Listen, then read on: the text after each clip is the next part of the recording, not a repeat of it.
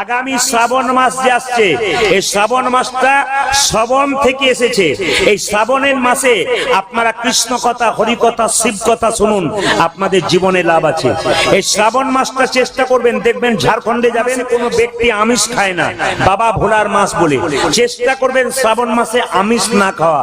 যদি না পারেন তবে প্রতিটি সোমবার যেন শ্রাবণ মাসে আপনারা পালতে পারেন, বাবাকে জল ঢালতে পারেন। শিব পুজো, এই শিবের জন্ম সোমবার। আর কোন মাসে হয়েছিল বলুন তো? শ্রাবণ মাস।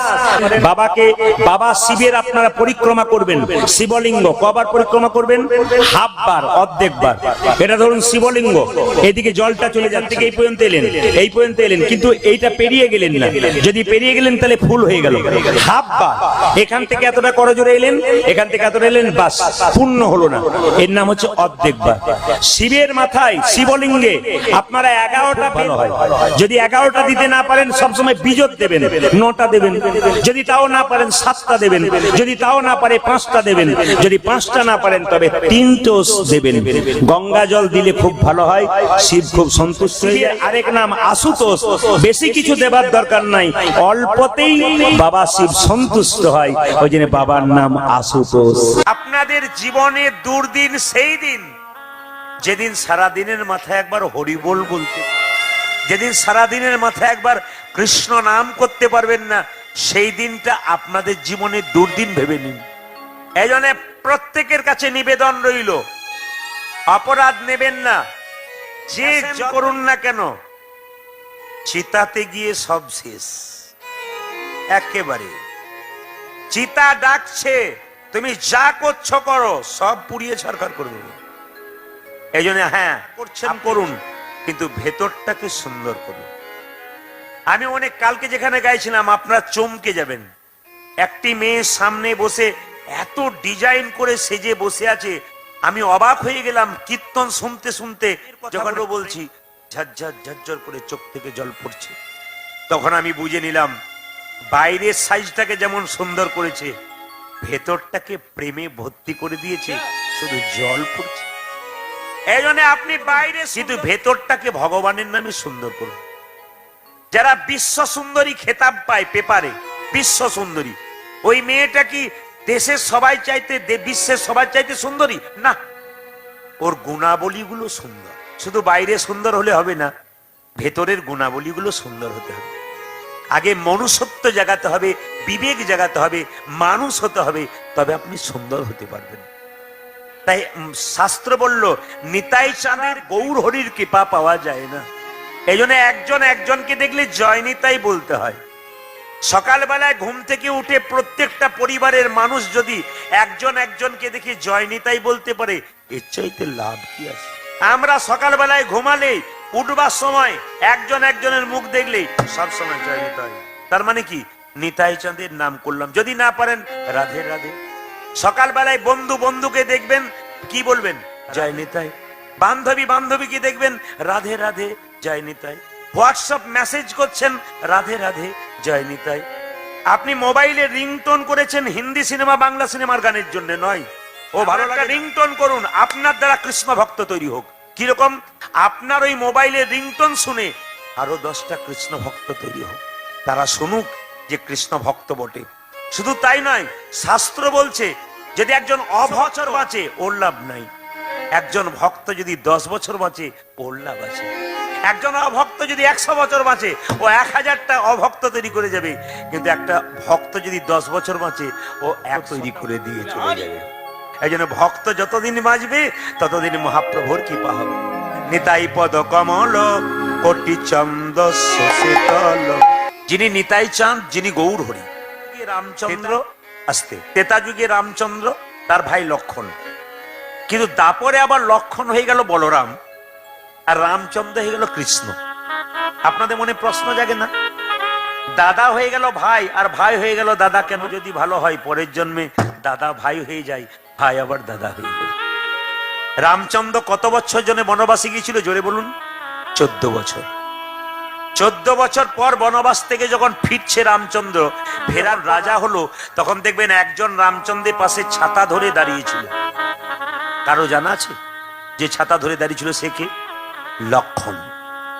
রামচন্দ্রের রাজ্যাভিষেক হচ্ছে, আনন্দ হচ্ছে, উলুধ্বনি শঙ্করধ্বনি সব হচ্ছে, কিন্তু হরিনাম শুনতে এসে 3 ঘন্টার কীর্তন শুনতে এসে কারো যদি ছটফটানি হয়, চটি গুটিয়ে ঘর যায়, তার কি কখনো ভগবত কৃপা হয় বাবা? কোনোদিন হয় না। এই জন্য লক্ষ্য করুন লক্ষণের কত বড় ত্যাগ, এই ত্যাগটা শেখানোর জন্য বলছে আমি কিছু খাই নাই। চুপ করো, এটা তুমি মিথ্যা কথা বলছো। আমি যে 14 বছর বনে ছিলাম, প্রত্যেকদিন ফল সংগ্রহ করে এনে তোমার হাতে দিতাম, তুমি খাওনি? দাদা, তুমি ফল এনে বলতে লক্ষণ ফল ধরো, কোনোদিন বলনি লক্ষণ ফল খাও। কত দামি কথা বলুন তো, এত সুন্দর ভাই পাওয়া যায়। লক্ষণ ফল ধরো, ফল খাও তো বলনি। আমি খেতাম, আমাকে ধরতে বলেছিলে, আমি 14 বছরের ফল জমা আছে। 14 বছরের ফল তো নষ্ট হয়েছে, বীজগুলো আছে। বলছে হনুমান, মায়েরা দেখবেন যারা ধনুর্বাণ নিয়ে যায়, এখানে একটা তুন নিয়ে যায়, তুন মানে তীরগুলোকে রাখে, তুন, ওই তুনটা তুলে নিয়ে এসো তো। যখন তুনটা তুলে নিয়ে এলো মা, তখন দেখতে পেল 14 বছরের ফল রয়েছে, 7 দিনকার কম। রামচন্দ্র বলছে আমি জানি 14 বছর তুমি ফল খাও নাই, 7 দিনের ফল কম কেন? 7 দিন নিশ্চয় না, 7 দিন আমরা কেউ ফল খাই নাই। কোন দিন হিসাব দাও, আপনার গুনে নিন। যেদিন রাজা দশরথ মৃত্যু সংবাদ এলো,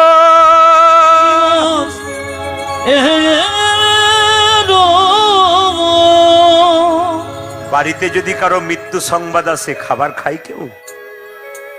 যেদিন পিতা দশরথ মারা গেল, মৃত্যু সংবাদ এলো, দাদা শুধু তুমি নয়, আমি নয়, কেউ খাই নাই। একদিন গুনবেন আপনারা। 2 দিন কোথায়? যেদিন সীতামা হরণ হয়ে গেল,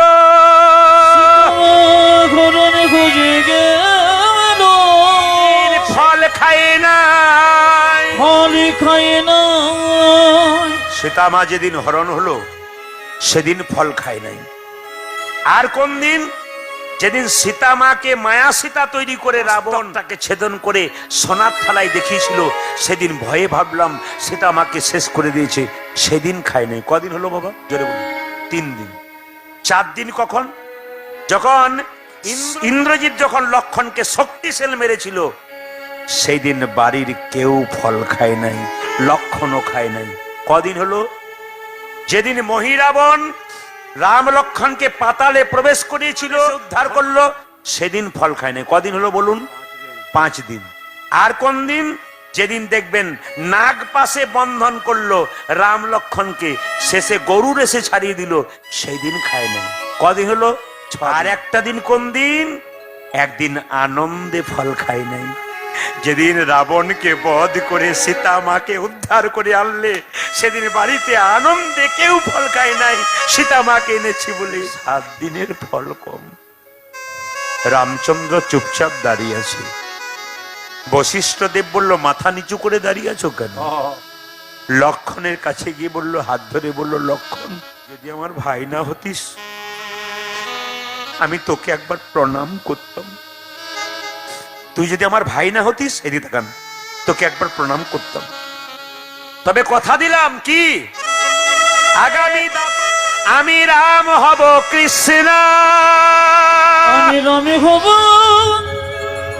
কৃষ্ণ, তোর ভাই ক্ষণে তুই হবি বলরাম, আমি যেন ভাই হইয়ে দাদার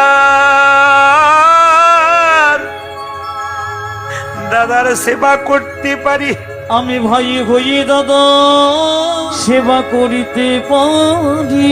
কলিযুগে তুই হবি নিতাই চাঁদ, তুই হবি নিতাই চাঁদ, আমি হব গৌর হরি, আমি হব গৌর।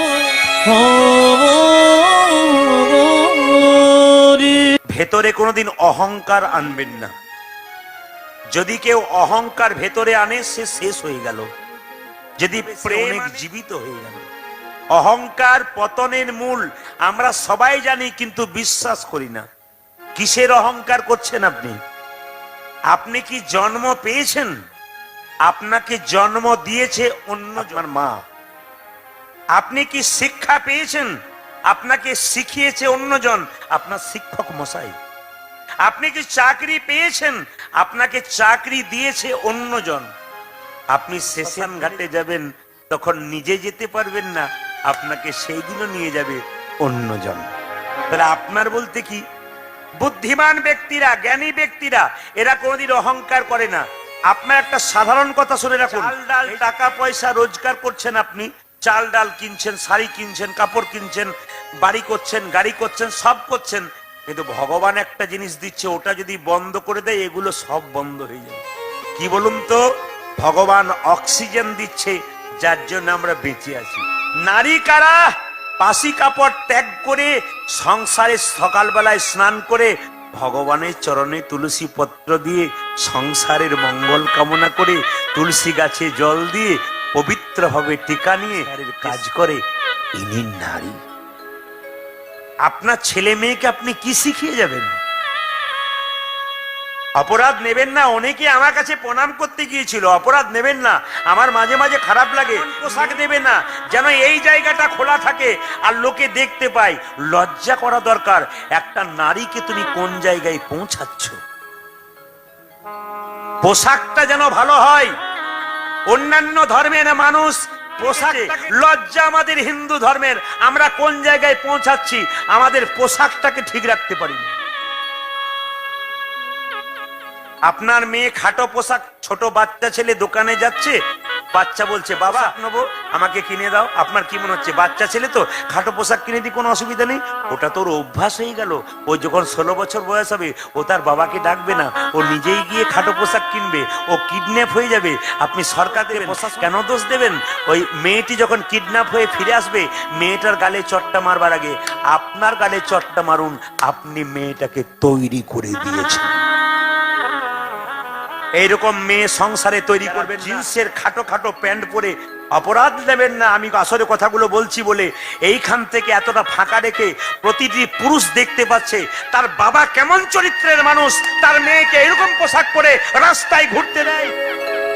ওই বাবা তো প্রথম সংসারটাকে নষ্ট করছে, ওই বাবা তো আমাদের হিন্দু সমাজ থেকে নষ্ট করছে। এই সমস্ত বাবার প্রতিবাদ করা উচিত। তার মেয়ের প্রতি তুমি কি পোশাক পরেছো, তোমাকে পোশাকটা ঢাকা রাখতে হবে। এই জন্য আপনাদের কাছে নিবেদন রইল, বাবা বয়স্ক মানুষদের বড় কষ্ট হয় ওগুলো দেখলে। অনেক কম বয়সের ছেলেরাও পর্যন্ত আমাদেরকে বলে, দাদা এগুলো হচ্ছে কি? বলে কি বলবো, আপনি বলুন কিছু। আমি অনেক জায়গায় বলেছি, অনেক হয়েছে, হতে বলছে। আজ ভালো সন্তান জন্ম দিতে গেলে অনুকূল ঠাকুরে ভক্ত যারা আছেন তারা শুনে নিন, ভালো মা হতে গেলে পেটে বাচ্চা থাকলে কয়েকটা নিয়ম পালন করতে হয়। যে মেয়ের পেটে বাচ্চা থাকবে এই কাজগুলো করলে সেই মা আসল মা হবে। কি কাজ? পেটে বাচ্চা থাকলে মন্দিরে গিয়ে বারবার বলতে হবে, হে প্রভু, ছেলে হোক আর মেয়ে হোক যেন কৃষ্ণ ভক্ত সন্তান করতে হবে, আপনি পাবেন। 2 নম্বর কি? শ্রীমদ্ ভাগবত গীতার 2-4টা করে শ্লোক পড়বেন। যদি শ্লোক না পড়তে পারেন তাহলে কি করবেন মায়েরা? মাথায় ঠেকাবেন। 3 নম্বর কি? তুলসী গাছে জল দিয়ে চারিদিকে 4 বার পরিক্রমা করবেন গলায় কাপড় দিয়ে। আবার লক্ষ্য করুন, আরেকটা কাজ করবেন, সাধুগুরু বৈষ্ণবের উচ্ছিষ্ট প্রসাদ আপনি গ্রহণ করবেন, কৃষ্ণ ভক্ত সন্তান হবে। প্রশ্ন করবেন, আমি দেখেছি আমাদের ওইদিকে মেয়েদের পেটে বাচ্চা থাকলে শাশুড়ি মা প্রথমে বাধা দেয়। তুলসী গাছে জল দেওয়া বারণ, হরিনাম শোনা বারণ, হরিনাম শুনতে যাবে না, তুলসী গাছে জল দেবে না, একবারে না। এই সময় চুপচাপ ঘরে বসে থাকুক। কেন বলুন তো? ও ঠাকুমার বড় ভয় আছে, যদি নাতি সাধু, এইটাই ভয়। কিন্তু মায়ের পেটে বাচ্চা থাকাকালীন বাচ্চা মা যা করে বাচ্চা তা করে। আমার দিকে তাকাবেন।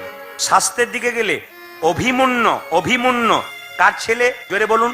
সুভদ্রা। সুভদ্রার পেটে যখন অভিমন্যু ছিল, অর্জুন তাকে চক্রব্যূহে ঢোকার গল্প বলেছিল, শুনেছিল। যখন ঘুমিয়ে গিয়েছিল, যখন বেরোনোর গল্পটা বলেছে, বাচ্চা শুনেছিল ঢোকার গল্প, বেরোতে পারে নাই। চক্রগুহে অভিমন্যু ঢুকলো, 16 মারা গেল, আর বেরোতে পারলো না। ভক্ত প্রহ্লাদের বাবা হিরণ্যকশিপু যুগ যুগ ধরে অন্যায় করেছে, তার ছেলে কৃষ্ণ ভক্ত হলো কেন? মায়ের জন্যে। কয়াধু যখন ভক্ত প্রহ্লাদকে পেটে রেখেছিল, নারদ মুনি চরণ সেবা করেছিল, বৈষ্ণবের চরণ সেবা করেছিল, কৃষ্ণ ভক্ত সন্তান জন্ম দিয়েছিল। সুখদেব গোস্বামী, তার মায়ের নাম কি? বিটিকা দেবী, তার বাবার নাম কি? ব্যাসদেব। যখন সুখদেব গোস্বামী পেটের মধ্যে ছিলেন, তখন তার বাবা তার মাকে কৃষ্ণ কথা শুনিয়েছিলেন, ওই জন্য কৃষ্ণ হয়েছিল। মায়েরা আপনাদের সামনে নিবেদন রইল, যতজন বেড়াবেড়িতে কীর্তন শুনতে এসছেন, এবার থেকে যে মেয়ের পেটে বাচ্চা থাকবে তার স্বামীর একটু দায়িত্ব থাকবে, অন্তত কৃষ্ণ নাম শুনবার দায়িত্ব দেওয়া। হরিনামে যাও, হরিবাসরে বসো, মন্দিরে প্রণামগুলো করবেন, আপনার কৃষ্ণ ভক্ত সন্তান হবে। কিন্তু আজকালকার যুগে একটু নিয়ম পাল্টে গেছে। আপনাদের দিকে আছে জানে না, আমাদের দিকে আছে। মেয়েদের পেটে বাচ্চা থাকলে ডাক্তারখানায় যাই, ও তো যাবেই চেক আপ করাতে। ডাক্তার 3 মাস পর পর চেক আপ করে, জিজ্ঞেস করে বাড়িতে কে কে আছে। শাশুড়ির জন্য কেঁদো না। রাধে রাধে। এইদিকে তাকাবেন। আমরা 7 জন বন্ধু বিশ্ববিদ্যালয় থেকে ইংরেজিতে এমএ করেছিলাম। 6 জন এখন স্কুলের শিক্ষক শিক্ষিকা, কেউ প্রফেসর। 4 জন মেয়ে, 2 জন ছেলে। আমি নিয়ে 3 জন ছেলে। আমি সেকেন্ড ছিলাম। তারা আমাকে এখন ঠাট্টা করে বলতো যখন আমি চাকরি নিলাম না, প্রদীপ আমরা সরকারি চাকরি নিলাম, তুই কি করলি? দিন বলেছিলাম তোরা তো সরকারের চাকর হলি, আর আমি এমন একজনের চাকর হলাম যার জন্য এত এত সব ভক্ত বৈষ্ণবের চরণ ধরে মাথায়। এখন করে বলে তোর জীবনটাই সুন্দর ভাই, ঈশ্বরের কাছে প্রার্থনা কর পরের জন্মে যেন তোর জায়গায় যেতে পারি।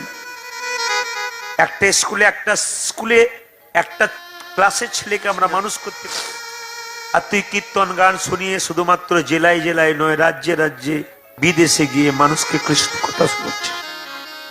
সংসারের জন্য কেঁদো না, সংসারের জন্য কেঁদো না, কাঁদবে যদি তবে